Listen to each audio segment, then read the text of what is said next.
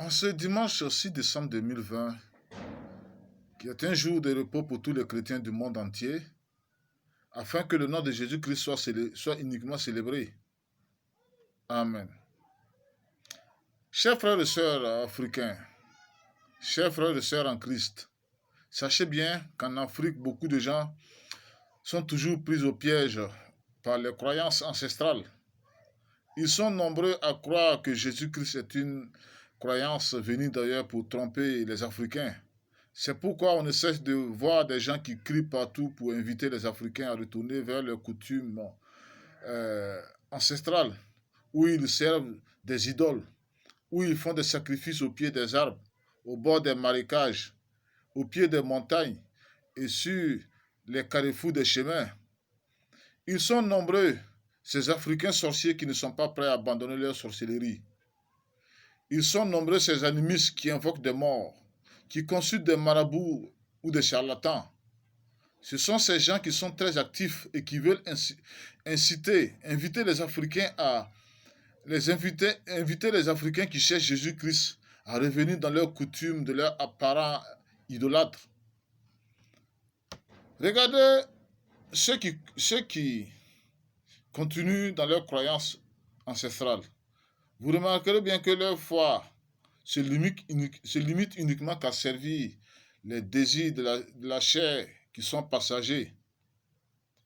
Je prends par exemple les chefs coutumiers africains, les hommes politiques africains et les célébrités africains dans le domaine sportif et musical. Ce sont des gens qui sont attachés à la sorcellerie, aux charlatans et aux marabouts. Et certains même vont jusqu'à faire des sacrifices humains sur des idoles pour prospérer dans le monde. Et parmi ces gens, on y trouve, euh, euh, parmi ces gens au pouvoir occulte, on y trouve bien sûr des catholiques, des protestants, des musulmans. Je vous dis que les croyances ancestrales ne connaissent pas la paix. Leurs croyances finissent toujours dans la guerre.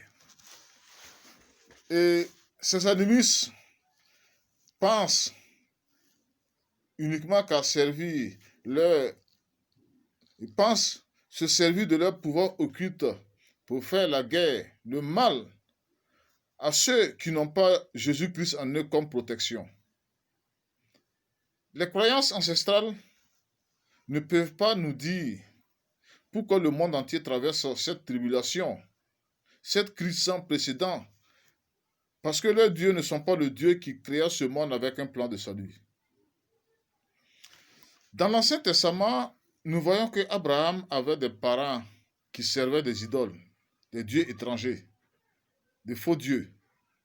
Et le Dieu de la Bible l'avait appelé à quitter les croyances de ses pères qui ne lui offrent pas un avenir. Ce fut à partir de ce moment que le Dieu de la Bible, l'Éternel, montra la terre promise à Abraham et à sa postérité après lui. Le pays de Canaan qui symbolise le paradis de Dieu sur terre. Et c'est ainsi que le monde, en ce temps, finissait par reconnaître que l'Éternel, le Dieu d'Israël, est l'unique vrai Dieu qui créa ce monde et qu'il a choisi Israël comme son peuple parmi tous les peuples de la terre. Aujourd'hui encore, avant la fin du monde, avant la rentrée dans la nouvelle terre promise aux élus de Dieu après ce monde, les gens du monde entier doivent aussi reconnaître que Jésus-Christ est l'unique Dieu de la Bible qui créa ce monde et que c'était lui qui avait pris soin d'Israël ancien et que c'est lui aujourd'hui qui a choisi les chrétiens dans le monde entier pour être leur Dieu sauveur. Lorsque nous posons la question à ceux qui servent les dieux étrangers, les dieux des ancêtres, de leurs ancêtres, pourquoi le monde se trouve aujourd'hui dans cet état? Ils n'ont pas de vraie réponse à donner parce que leur croyance se limite uniquement qu'à servir les désirs de la chair. Mais pour ceux qui croient en Jésus-Christ, leur Dieu, ils savent très bien que ces signes de catastrophes naturelles, de maladies et de guerres qui fait des milliers de victimes dans le monde sont un signe qui montre que notre Dieu, Sauveur, Jésus-Christ, est proche.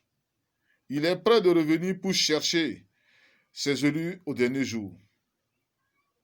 De même que les disciples avaient vu Jésus monter au ciel après sa résurrection des morts, nous qui veillons aujourd'hui sur son retour au dernier jour pour enlever ses élus, nous le verrons de nouveau apparaître dans le ciel comme sa première montée. Mais chez les coutumes des nations, il n'y a pas cette espérance. Elles vous disent qu'ils vont, après leur mort, retrouver leurs ancêtres, sans nous préciser comment. Et certains même vous diront que la fin du monde, c'est le jour où l'homme meurt. Tout simplement parce que les coutumes ancestrales des nations ne connaissent pas l'avenir après ce monde qui va bientôt disparaître dans le feu. Sortez de vos idoles, sortez de vos sorcelleries qui ne vous montrent pas le paradis de Dieu. Jésus-Christ sauve mes frères et sœurs africains pris au piège des croyances, pris au piège par les croyances ancestrales qui ne connaissent pas le salut de la vie éternelle. Amen. Jésus-Christ est le Dieu éternel de la Bible. Alléluia. Amen.